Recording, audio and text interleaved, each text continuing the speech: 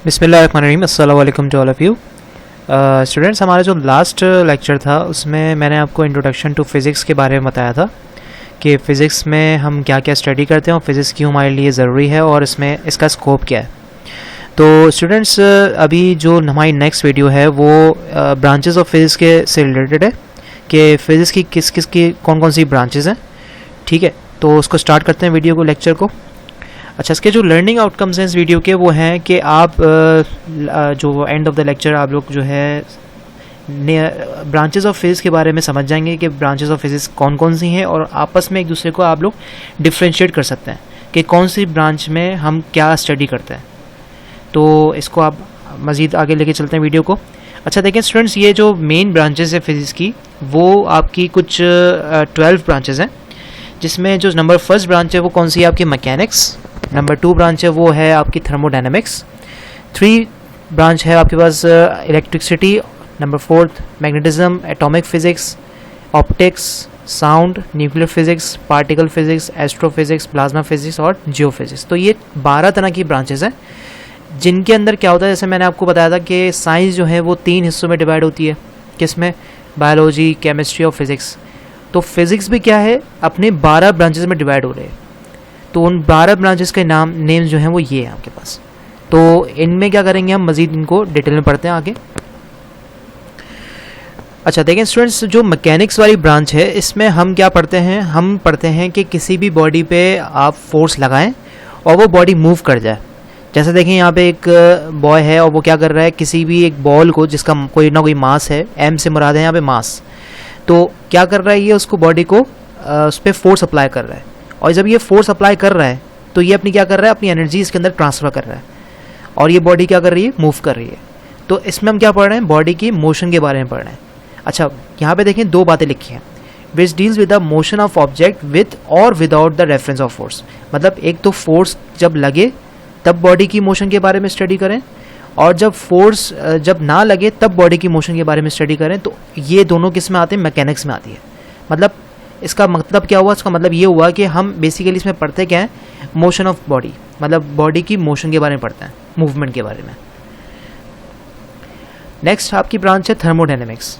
Thermodynamics जो branch है आपकी काफ़ी वाइड ब्रांच है। इसमें हम क्या पढ़ते हैं कि डिफरेंट सोर्स ऑफ एनर्जीज़ को किसी और एनर्जी में आप कन्वर्ट कर दें, तो उसमें हम क्या करते हैं, वो थर्मोडायनेमिक्स में हम स्टडी करते हैं। जैसे फॉर सपोज किसी भी बॉडी पे आपने क्या की, हीट प्रोवाइड किया और उसने क्या कर दिया, सिस्टम ने वर्क करना शुरू कर दिया। जैसे आपकी इंजन्स वगैरह में काम हो रहा होता है कि पेट्रोल जो है एज अ फ्यूल काम कर रहा होता है और वो फ्यूल क्या करता है, उस इंजन को वर्क प्रोवाइड करता है, उस इंजन को काम प्रोवाइड करता है। तो उसने क्या किया है, फ्यूल एनर्जी जो है वो आपकी वर्क एनर्जी में कन्वर्ट हो गई। तो यहाँ इसमें हम क्या करते हैं, एनर्जी जो कन्वर्ट होती हैं तो उसके रिलेशन के बारे में पढ़ते हैं हम लोग। जैसे देखें यहाँ पे जो डायग्राम है, डायग्राम में केमिकल जो है एनर्जी से यहाँ पे लाइट एनर्जी कन्वर्ट हो गई, केमिकल एनर्जी से आपकी मैकेनिकल एनर्जी बन रही है यहाँ पे, और केमिकल एनर्जी से आपके पास जो है मैकेनिकल एनर्जी, जैसे ये साइकिलिंग यहाँ पे कर रहा है बंदा। इलेक्ट्रिकल एनर्जी से आप क्या करें, लाइट एनर्जी बना रहे हैं। ठीक है, इलेक्ट्रिकल एनर्जी से आप हीट एनर्जी भी कर सकते हैं कन्वर्ट, और लाइट से जो आप क्या कर सकते हैं, केमिकली जैसे फोटोसिंथेसिस का प्रोसेस होता है। तो यहाँ पे क्या हो रहा है, बेसिकली एनर्जी चेंज हो रही है। तो एनर्जी के कन्वर्ट करने का जो प्रोसेस होता है वो हम किस में पढ़ते हैं, थर्मोडायनेमिक्स में पढ़ते हैं। ठीक है। अच्छा, थर्मो में जो इन्वॉल्व होती है वो क्या होती है, हीट ज़्यादातर इन्वॉल्व होती है। ठीक है, तो थर्म मतलब क्या होगा, हीट होगी, और डायनेमिक्स मतलब मैकेनिक्स। जैसे कोई भी बॉडी पे हम हीट प्रोवाइड करें और वो क्या करना शुरू हो जाए, वो काम करना शुरू हो जाए, मतलब वो मूवमेंट करना शुरू हो जाए, तो उसको हम क्या पढ़ते हैं, थर्मोडायनेमिक्स पढ़ते हैं। थर्ड ब्रांच आपकी कौन सी है, वो है इलेक्ट्रिसिटी की। इलेक्ट्रिसिटी की ब्रांच में आपको नाम से ही पता चल गया होगा हम क्या पढ़ते हैं। इसमें हम इलेक्ट्रिक करंट के बारे में स्टडी करते हैं। जो चार्जेस आपके पास होते हैं, जैसे इलेक्ट्रॉन जो होता है, इलेक्ट्रॉन याद रखिएगा, जो एटम के अंदर इलेक्ट्रॉन रिवॉल्व कर रहा होता है, अगर वो रेस्ट पे है, रेस्ट का मतलब क्या हुआ, अगर वो रुका हुआ है तो करंट प्रोड्यूस नहीं होगा। हाँ, अगर वो इलेक्ट्रॉन मूव करे तो मूवमेंट ऑफ इलेक्ट्रॉन जो है वो करंट प्रोड्यूस करते हैं। ठीक है, जैसे आपका कोई भी स्विच ऑफ है तो उसका मतलब क्या है कि वहाँ पे जो वायर है, वायर के अंदर इलेक्ट्रॉन्स क्या हैं, रेस्ट पे हैं, रुके हुए हैं। लेकिन जैसे ही आपने क्या किया कि स्विच ऑन किया तो सर्किट आपका कंप्लीट हुआ, और सर्किट कंप्लीट होने की वजह से इलेक्ट्रॉन्स की मूवमेंट स्टार्ट हुई, और इलेक्ट्रॉन्स की मूवमेंट की वजह से क्या हुआ, करंट प्रोड्यूस हुआ, वो बल्ब जो है क्या हो गया, ग्लो कर गया। तो हम क्या पढ़ते हैं इसमें कि चार्जेस की प्रॉपर्टीज़ के बारे में स्टडी करते हैं, चाहे वो रेस्ट में हो या तो मोशन में हो। नेक्स्ट आपकी जो ब्रांच है वो कौन सी है, मैग्नेटिज्म।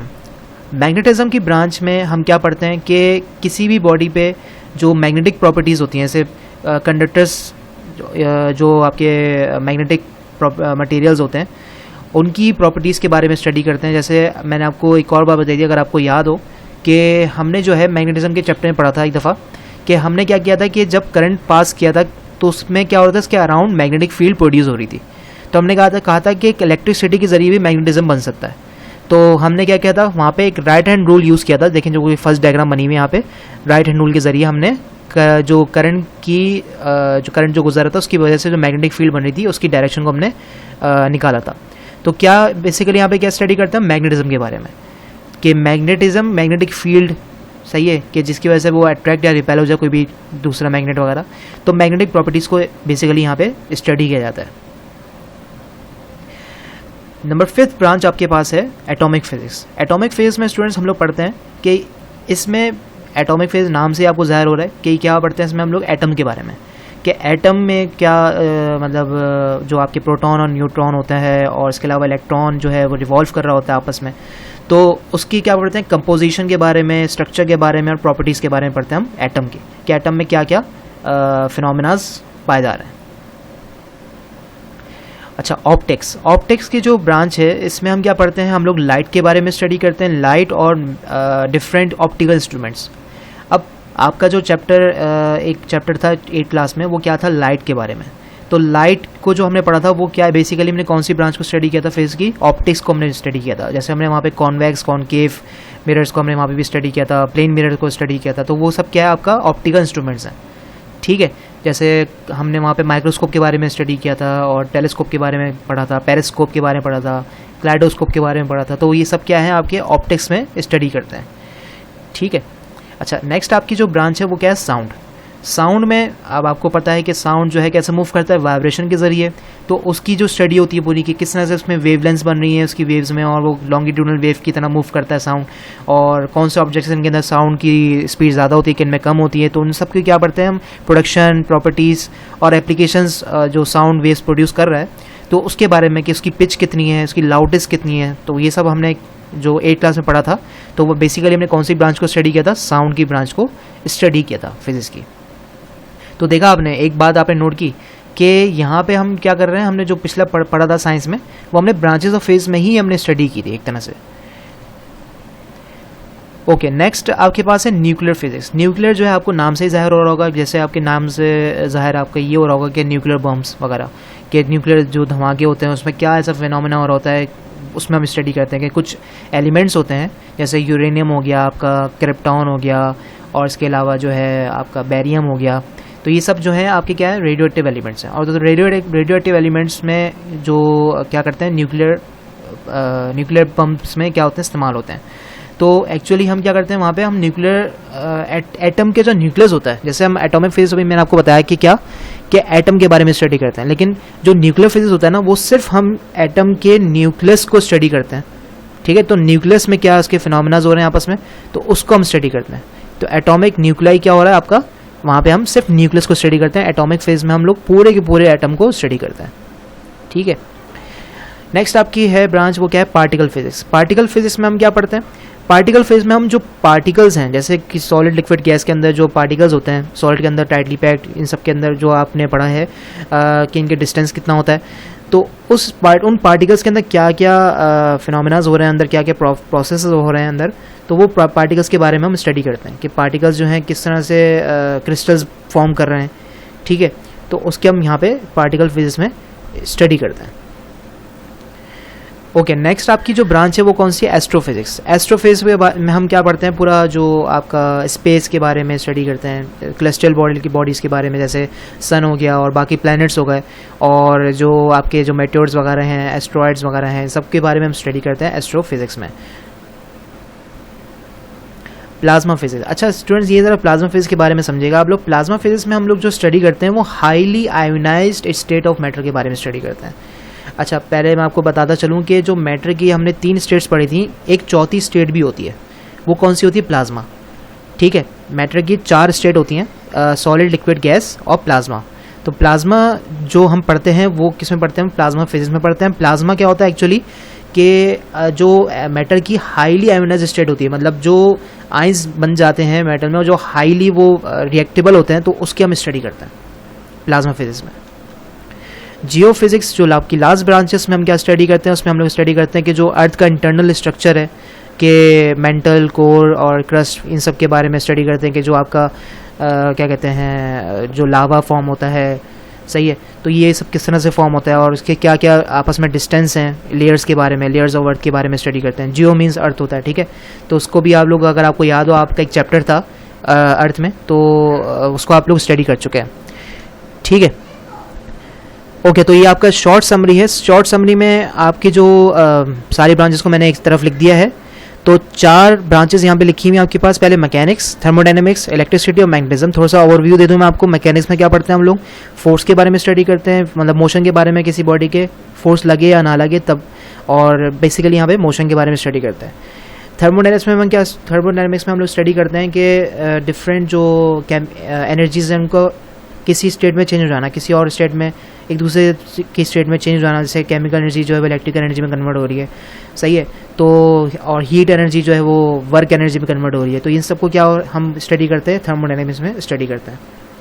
इलेक्ट्रिसिटी के अंदर हम क्या स्टडी करते हैं? जो चार्जेस रेस्ट पे होते हैं या मोशन में होते हैं, उनकी स्टडी को हम क्या बोलते हैं? इलेक्ट्रिसिटी की ब्रांच में हम स्टडी करते हैं, ठीक है। मैग्नेटिज्म में हम क्या स्टडी करते हैं? मैग्नेटिक प्रॉपर्टीज ऑफ मटेरियल, कि उनकी मैग्नेटिक फील्ड बन रही है और किस तरह बन रही है, कहाँ तक बन रही है, इन सबको हम स्टडी करते हैं। नेक्स्ट आपका है एटॉमिक फिजिक्स। एटॉमिक फिजिक्स में हम क्या स्टडी करते हैं कि जो एटम के बारे में, कि एटम की कंपोजिशन, स्ट्रक्चर, प्रॉपर्टीज़ कितनी है, तो उसको हम क्या करते हैं? स्टडी करते हैं। इसके अलावा ऑप्टिक्स में हम क्या स्टडी करते हैं? लाइट के बारे में और बाकी जो ऑप्टिकल इंस्ट्रूमेंट्स हैं उनके बारे में स्टडी करते हैं। साउंड में हम क्या स्टडी करते हैं? जो साउंड प्रोड्यूस हो रहा है, प्रोडक्शन ऑफ साउंड, प्रॉपर्टीज़ क्या क्या है साउंड की और एप्लीकेशंस क्या हैं साउंड वेव्स की, ठीक है, इनको हम स्टडी करते हैं। इसके अलावा न्यूक्लियर फिजिक्स में हम स्टडी करते हैं, जो सिर्फ बेसिकली सिर्फ हम एटॉमिक न्यूक्लियाई को स्टडी करते हैं, मतलब जो न्यूक्लियस होता है एटम का, सिर्फ उसको स्टडी करते हैं न्यूक्लियर फिजिक्स में। और पार्टिकल फिजिक्स में हम स्टडी करते हैं जो पार्टिकल्स आपस में क्रिस्टल्स फॉर्म करते हैं और वो आपस में कितना जुड़े हुए होते हैं पार्टिकल्स, किस तरह पार्टिकल्स मूव करते हैं, रैंडमली मूव करते हैं, सही है, और किस डायरेक्शन मूव करते हैं, तो वो क्या होता है आपके पार्टिकल फिजिक्स में हम स्टडी करते हैं। बाकी एस्ट्रोफिजिक्स में आप स्टडी करते हैं कि क्लस्टल बॉडीज़ के बारे में और बाकी जो आपके डिफरेंट प्लैनेट्स हैं और स्टार्स वगैरह, इनके बारे में स्टडी करते हैं। प्लाज्मा फेज में आप लोग स्टडी करते हैं जो मैटर की हाईली आयोनाइज्ड स्टेट होती है, उसको आप लोग स्टडी करते हैं प्लाज्मा फेज में। और जियो फेज में आप लोग क्या स्टडी करते हैं? जो अर्थ का इंटरनल स्ट्रक्चर है। तो आई होप आप लोग को ये वीडियो लेक्चर जो है क्लियर हुआ होगा। कोई भी आपके सवाल हो तो आप मुझसे भी सेशन में कर सकते हैं। Thank you so much.